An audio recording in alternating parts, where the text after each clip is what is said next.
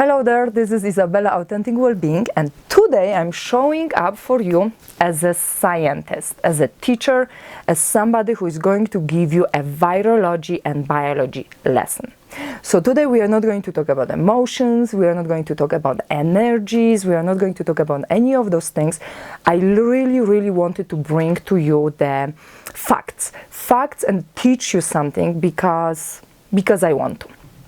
So I want to talk, just to sum up what we'll be talking today, I want to talk to you about what virus is, what viral infection is, what is immune system and what immune system has to do with both of those, virus and viral infection.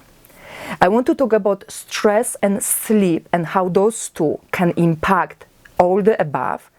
And I want to also talk to you about toilet paper. Of course, I need to talk to you about toilet paper. I have my little paper here, so I will be looking to make sure at it, to make sure I really touch on everything I really want to deliver to you.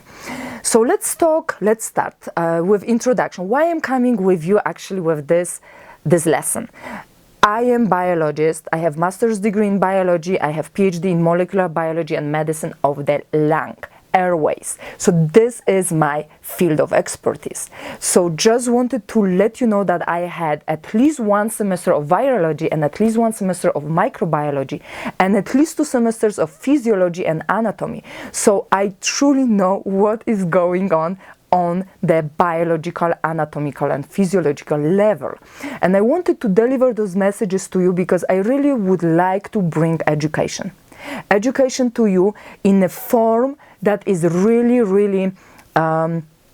understood. I am not going to be throwing specialized vocabulary here. I really will deliver that message to you, so I'm hoping that even the youngest of you may understand. So let's start. What is virus? So virus is literally a capsule. It's a capsule with the DNA or RNA inside. DNA or RNA, which is nucleic acid, we more or less know what that might be, your genes. So actually in this case are those viral genes. And the DNA is closed in the capsule, which on top of it has some kind of chains of small little proteins, which are called peptides, but doesn't really matter in this case. And virus is not a live organism. Virus is literally a structure that needs a host in order to proliferate, survive, and then replicate in order to infect other hosts. That's it. So we could say that virus is some kind of parasite, with the difference that parasites are alive organisms, virus is not. So that's very basic things. I would like you to remember that it's a capsule with DNA inside or RNA and those proteins on top, because that will be important for me to explain later on how the immune system works. And that's the virus. What is the viral infection? Viral infection is literally when the virus gets into your system, into your body, and I may be using system and body interchangeably, and attacks get attached to your cell. So imagine your cell in the body, and you have billion of those, is a little bigger than that virus. So that is the wall of that cell. So imagine that's the cell. So the virus comes in there and gets attached using those proteins on top, gets attached, and it gets fused into the wall of your cell, releasing DNA inside your cell here. And when it's done, then that DNA basically paired up, gets infused together with your own DNA, and your own cell is replicating the viral DNA together with your innate DNA. And when this is happening, then that DNA replicated by your machinery in your cells is being built up back again into those capsules. And this is how virus infects your cell, replicated in your cell, and then released, built up in those capsules back again, and gets proliferated and moves on into your system, gets out of your system and spreads around, infects other organisms. And I'm really talking here very general. So I'm not describing specifically coronavirus or flu virus. There are really so many different viruses. I'm really talking to you about very big basics and describing in the very, very visual aspect so you can get what I'm talking about. So that's the first thing. So now I would like to emphasize two aspects. Drugs. For now, maybe I will talk about drugs later because I need to touch on the immune system. So let's talk about fever. What's fever? Actually, let's talk first about immune system. So that way I will get you understanding what is going on later on. So what is immune system? Immune system is your system in the body that is probably one of the best systems on this planet. If we wouldn't have that system in place, we wouldn't survive a second on this planet. We wouldn't survive even in the body of our mothers. Why? Because this is a very highly specialized system to fight any single germ entering your body. So as I'm talking to you, I'm breathing. And every single breath in is bringing some germs from around. So those germs are being consistently monitored and fought back and released, removed, destroyed by our immune system constantly. This system is working 24/7 and it doesn't stop. And when we compromise that immune system, we are more prone to infections, right? We are more prone to be sick more often. And there are some. So also important aspect is that immune system is divided into like so-called departments. Let's call them departments. And each department deals with different type of germs. One can deal with parasites, another with viruses, another with bacteria. Each of them are another with toxic particles. Everything, all those departments are having their role. And it's also important to understand that when one department fires up, gets alarmed, and it gets in action, other departments are not really engaged in it. Because imagine the situation that you get infected by flu, for example, which is virus, but in the meantime you keep breathing. In the meantime you are breathing some of those bacteria around. If entire immune system would be now paying attention to just that one virus, the rest of the germs would easily infect you and you would be dead. So it's important that all those departments are paying attention to their role and what they need to pay attention to, what germs are they monitoring. Why I'm saying this? Because now imagine I already told you about the virus and viral infection and what's happening. That capsule which I told you, which has DNA inside, it has those proteins on top. Those are some kind of signs for the immune system to be recognized. So for example, the immune cell is coming and the virus is here and the immune cell is coming and suddenly screens those particles sticking up here, imagine here, screen that particle and remembers those particles and recognizes, okay, this is not ours, it doesn't belong to this organism, where is this coming from, what is this? Screening that little particle, coming back to the department and right away sending out the message, hey, this is what I recognize, this is the code of that particle, and let's create soldiers which will recognize that only that particle come and fight it. Why is that so important? Because we want that immune system to prepare specialized soldiers, meaning immune cells, which will recognize only that particle. Because we don't want immune system to be producing any type of soldiers, because then we face autoimmune disease where our own cells can be killing our own cells, and we don't want that. That's why it's so important that this particle is screened properly and the soldiers created by immune system are recognizing just that little particle. And then those soldiers are created and they are coming. And they will be only attacking those cells which will have only those particles, grabbing them and basically destroying. And that's the immune system's role. So now fever. Why I needed to explain to you immune system first, because now fever. So what is fever? Now imagine that particle, virus, bacteria, germ is the enemy. Immune cells are our soldiers, our protectors, security system, whatever you want to imagine. Now when the enemy enters, right, and attacks the system, the castle, the soldiers are going to fight back, right? So now imagine that ancient battle when there are all the swords and sparks going up, there is a heat created. So when that reactions, when those immune cells are coming, grabbing and destroying all those enemies, there is an energy production in the form of heat. That's again very biological process, and an enormous amount of that heat, because our immune system is fighting right now, is causing us to have a fever. And that's really important also to understand, because many times we get a very little fever and we want to fight that fever and right away destroy, like remove that fever by taking ibuprofen, for example. This is something what we're actually doing against our body. If the fever is really below, I'm saying now in Celsius, I don't know in Fahrenheit, below 39.5 degrees of Celsius, your body most likely will handle it.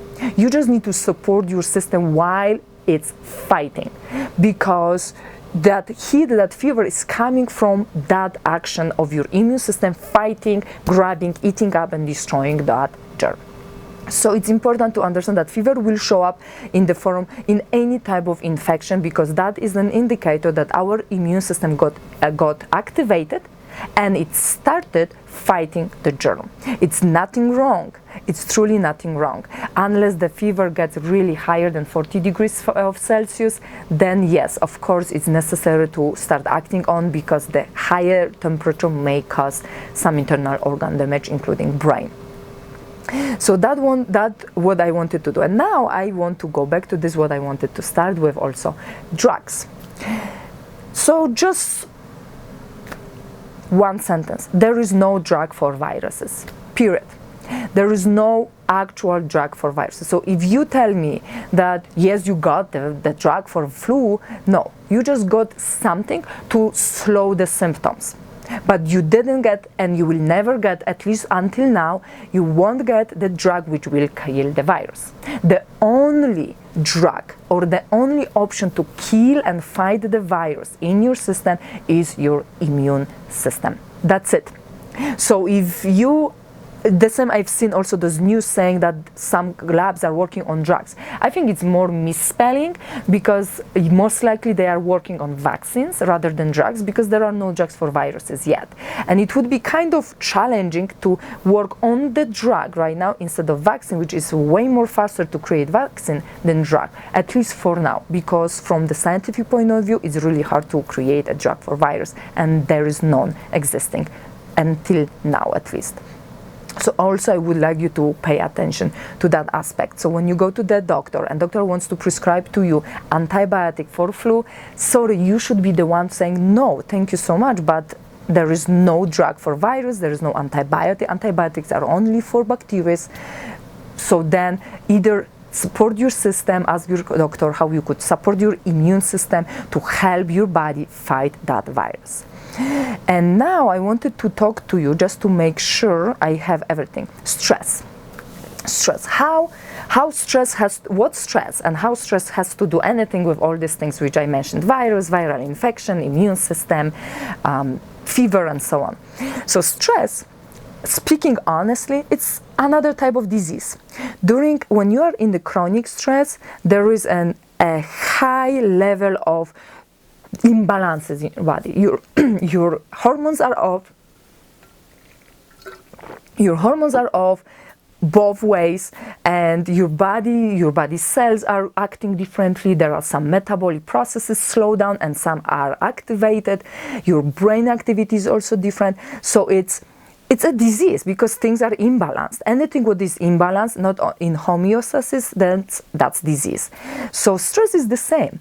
So if you think about immune system and how you can compromise, immune system, there are literally, I would say, 4 primary concepts, and there are plenty of, but one would be stress is one of the first and major compromiser of immune system. When you have very high level of stress, your immune system is really focused on fighting that stress or trying to keep the homeostasis as close to balance as possible, and it really doesn't pay attention to anything what is coming. I mean, it does pay attention to very slow, but when there's a real attack, it's really hard for immune system to start engaging into fighting that attack. Then another immune system compromisers are, for example, any type of drugs, addictions, like smoke, drugs, actual drugs, and also smoke, nicotine, so anything what is really not healthy. Sugary food and very crappy, shitty food, and I need to say that it is. Like, sugar is one of the biggest pro-inflammatory,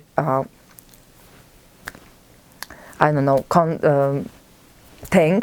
So it's really important to actually work on not consuming those things rather than consuming them in the moment when you actually are fighting something, because sugar is another extra pro-inflammatory component which will redirect the immune system into action to fight that inflammation instead of, for example, the germ. So I mentioned stress, I mentioned any type of drugs and nicotine, and I mentioned also sugary foods and any type of processed foods which are very pro-inflammatory, and lack of sleep. Lack of sleep is another one because it's very crucial for immune system. It's very crucial for a lot of organs, including brain, but for immune system. During sleep, immune system resets. Literally, during sleep, immune system recycles immune cells, gets rid of those which are old and not functional, produces the new one, so resets entire composition of the cells. It resets itself, it resets the organs, it literally prepares you for waking up and facing the world and the germs outside. So sleep is so crucial for that as well.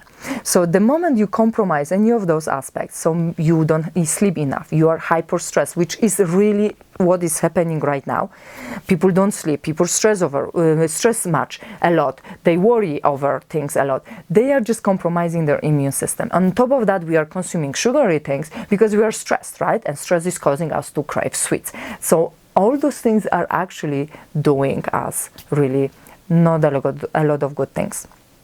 And in terms of immune system, I wanted to also be blunt and say openly, because there is like a lot of those posts talking about how to boost your immune system.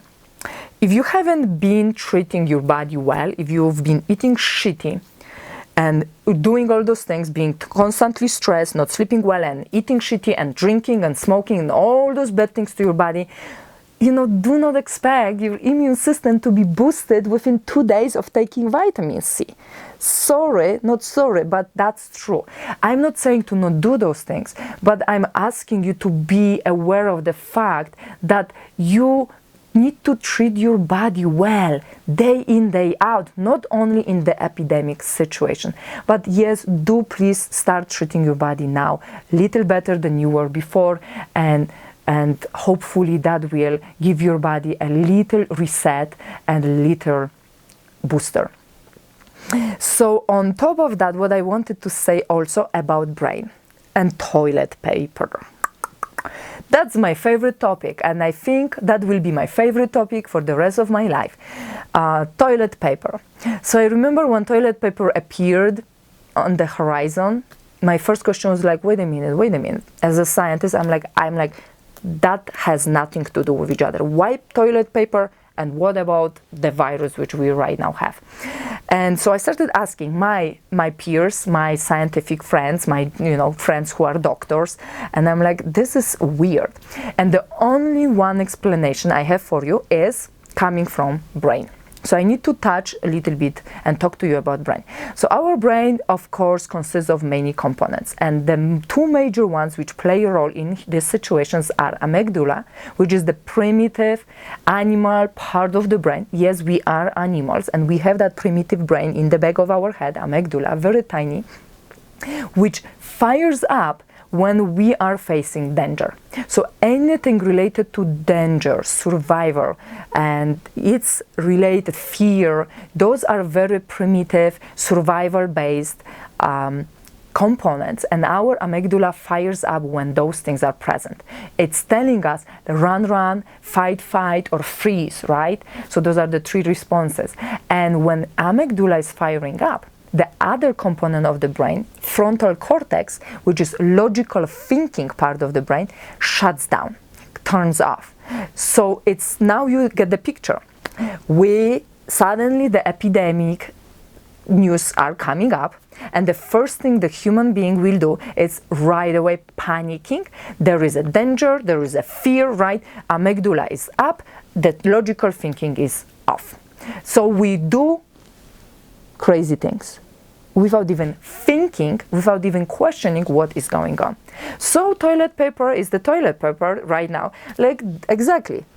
Someone just decided to buy toilet paper out of nowhere, and everyone else, being in that fear mode without logical thinking, started copying, behavior of others without even stopping, pausing, and questioning. Hey, wait a minute. Why do I need that? What for do I need that? What's going on? So that's a very important tool which I would like to invite you to implement during those days, to start consciously questioning things.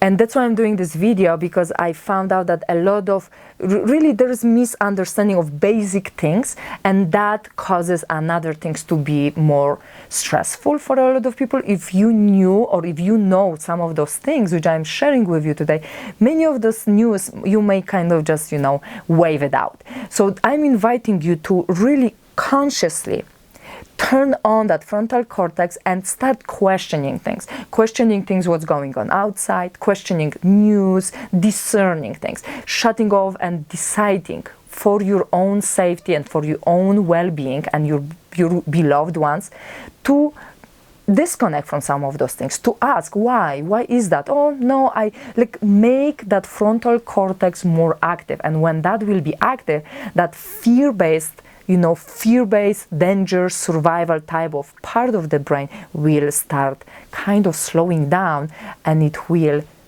also serve you by creating less panic and less fear. So that's my explanation about toilet paper. I felt relieved finding out what's going on. So at the end, I wanted to talk to you about a little bit precautions aspects. So washing hands. I explained this to my husband, which he's probably listening to, and I will explain to you also in a very visual way.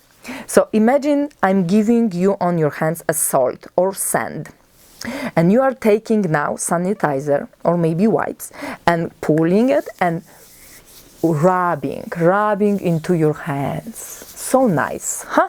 So now imagine where the sand and salt stays. Yeah, here on your hands. Yeah. It is really, I get it. There are moments and situations when you may not have access to water right away, or direct access to water right away.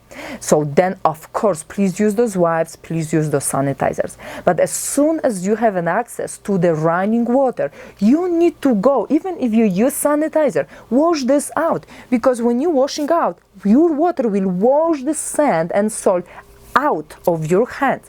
This is what we want to do. Imagine that sand with the virus is any type of germ. This is what you want. So it's really important to wash those hands with a running water. Don't only rely on sanitizers or wipes. So that's very important. Another precaution things, staying at home. So I had a lot of interactions with a lot of people who are also smart, and they are coming out with all those, bad flu statistics, but why we are doing this, and what is this for, and all those questions. I am a scientist, and I know really a lot about this, and I could be one of those persons saying, flu statistics are this, that statistic is this virus is this, oh, whatever, I'm not going to take care of this. No, I believe that the only way to fight with this stuff right now is literally taking a social responsibility. So not responsibility of yourself, but of everyone around, and staying freaking at home. Because the more we will be against those precautions and those things we are asked for to do, the longer we will extend that. And just think about the longer we are extending all those, you know, closures and all those staying at home situations and all these things we cannot all those things that we cannot do, the longer we will actually stay at home, and the longer we will be having you know, extended issues with it. And just think about all the rest, economy and stuff like that. So you really please pay attention and take that social responsibility. So that's very important. And at the end, I wanted to distinguish between physical distancing and social distancing. There is no social distancing happening right now. We are talking about physical distancing, because we are actually, just like me doing this video for you, we are actually doing a lot of social activities. Like, I have never seen every 5 minutes more than 5 live videos on Instagram all the time. So yes, we are socially actually connected more, even though it's not physically. So just for your info, because I see all those social distancing, no, it's not social distancing, it's physical distancing. That's why, again, asking you to stay at home. Please consider social responsibility of you and those others, because you meeting people on the street can infect around 5 to 7 people, and those 5 to 7 people can infect others, and we will be just out of control very quickly, very soon. So if you have any questions, because that was a lot of information, that was a really long video, if you have any questions, if you have any concerns, even if you have any critics, something I said it's not really correct according to you, please do engage with me, please do communicate with me, because I am more than happy to learn. I'm more than happy to correct what I said incorrectly, if that happened, and answer any questions you may have. Thank you for being here with me, and I think I said everything. That was a lot. Thank you so much, and I hope to see you in the next video.